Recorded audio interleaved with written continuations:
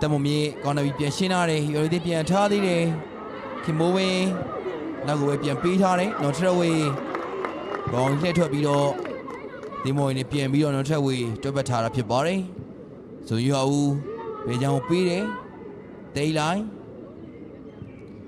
ရှူမှားထားတယ်မိထက်လူရမလီနဲ့ထိန်းထားတယ်အချိန်နဲ့ကြည့်နေတယ်ရိုးရပချိုးပေးထားတယ်ဆာမန်တီပြန်ပြီးတော့ရှင်းထုတ်ထားတာဖြစ်ပါတယ်ဖြူဖွေးပြန်ပြီးလူလာအမြတ်ဖြူဖွေး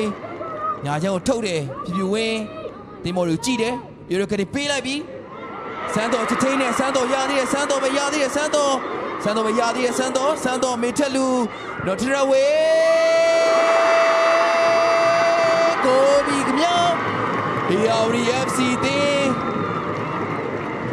ဒီနေ့ရာသီရဲ့ပထမဦးဆုံးသွင်းကိုတော့ကွင်းလေရအဓိကကစားသမားနော်ထထဝေသွင်းယူသွားခဲ့တာဖြစ်ပါတယ်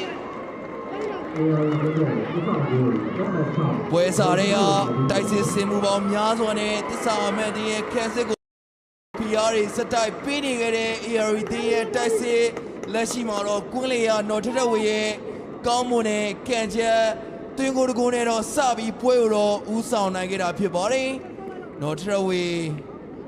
ဘောလုံးရလာတဲ့အနေအထားမှာပြင်မသိရဲ့ကိုပေါက်တောင်းနေကိုတော့အလားပုံစံအသက်ရဆုံးပုံစံနဲ့တော့ ARFC ပထမတော့နော်ထရဝေ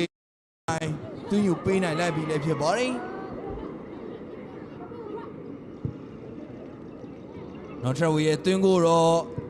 ရိုရီတင်းရဲ့တက်စီမှုတဲ့မေထက်လူဟာဖန်နီးပေးခဲ့ပြီးနော်ထရက်ဝေးရလဲ